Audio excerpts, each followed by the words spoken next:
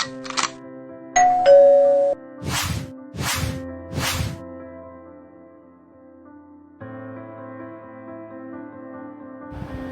दोस्तों, तो आज चलते हैं हम एक और कथा की ओर, जहाँ से हमें ये ज्ञान प्राप्त होगा कि जो माता पार्वती हैं उनके पिता दक्ष के अंत कैसे हुआ।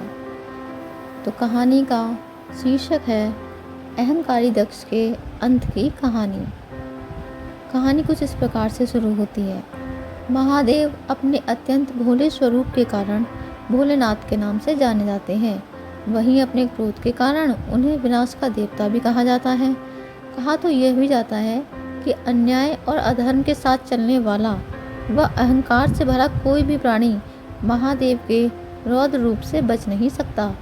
महादेव के इसी भयंकर क्रोध का परिणाम है उनका वीरभद्र अवतार, जिसकी उत्पत्ति की कहानी प्रजापति दक्ष और उनकी पुत्री सती से जुड़ी हुई है। भगवान महादेव के वीरभद्र अवतार का प्रमुख उद्देश्य था प्रजापति दक्ष के अहंकार का हरण। पुरानी मान्यताओं के अनुसार अपनी पुत्री सती की भावनाओं का सम्मान करते हुए प्रजापति दक्ष ने सती और शिव का विवाह स्वीकार कर लिया था, लेकिन उन्होंने मन से कभी भी महादेव को अपना दामाद स्वीकार नहीं किया था। एक बार सभी ऋषि मुनि और देवतागण प्रयाग में इकट्ठा हुए। उनके साथ प्रजापति ब्रह्मा और महादेव भी मौजूद थे। वहाँ पर सभी ने एक विशाल यज्ञ का आयोजन किया था।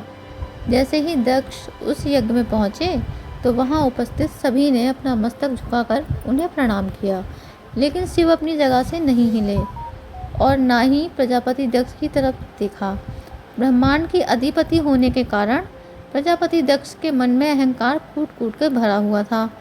महादेव के इसी व्यवहार को उन्होंने अपना अपमान माना और क्रोध में उन्हें अपशब्द कहने लगे। दक्ष के हृदय में जल रही महादेव के प्रति क्रोध और ईर्ष्या की अग्नि दिन प्रतिदिन तेज होती गई।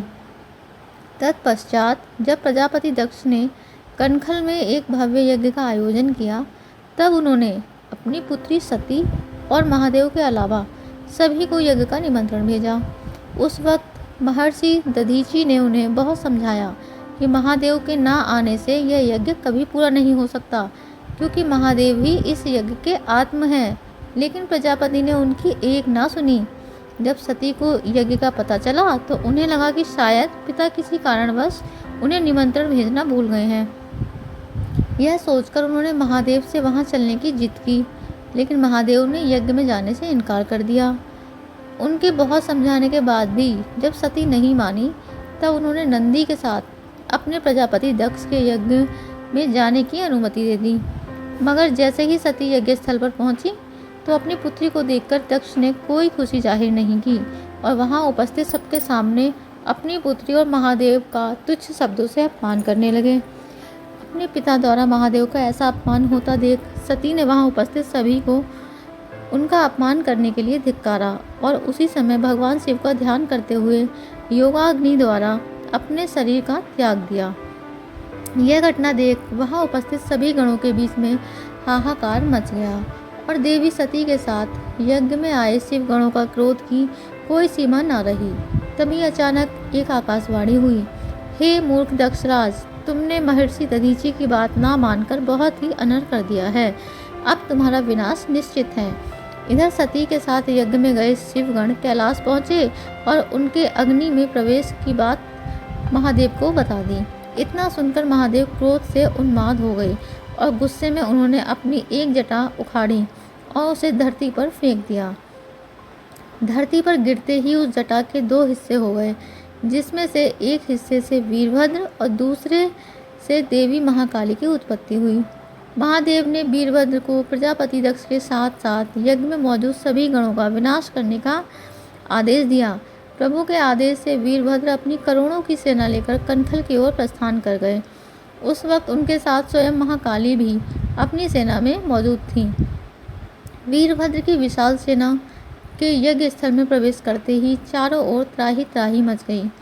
अपनी सेना के मार्ग में आने वाले सभी का विनाश करते हुए वीरभद्र प्रजापति दक्ष की ओर बढ़ने लगे। तब उनके मार्ग में स्वयं विष्णु भगवान आ गए और उन दोनों के बीच भीषण युद्ध होने लगा। जहाँ वीरभद्र भगवान विष्णु पर हावी होने लगे।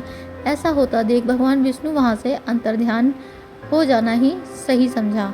यज्ञ का विनाश के बाद वीरभद्र ने प्रजापति दक्ष पर प्रहार किया और उसकी गर्दन मरोड़ते हुए उसे यज्ञ के कुंड में पटक दिया और विजयी वीरभद्र अपनी सेना समेत कैलाश लौट गए।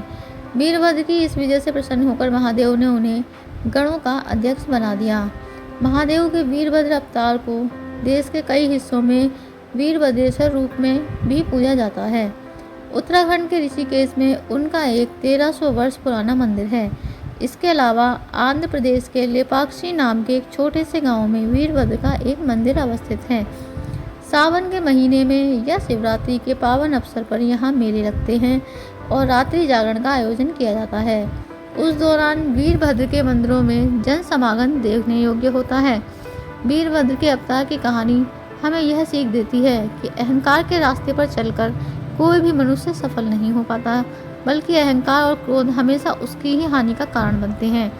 तभी तो आज भी यदि कोई मनुष्य अहंकार और क्रोध के मार्ग पर चलता है तो उसका फल उसे अवश्य ही भोगना पड़ता है। दोस्तों, यदि कहानी अच्छी लगी हो तो मेरी कहानी को सुने, दूसरों को भी सुनाएं, मेरे चैनल को सब्सक्राइब करें और मेरे चैनल को मोनेटाइज होने में मेरी सहायता करें। बहुत बहुत धन्यवाद।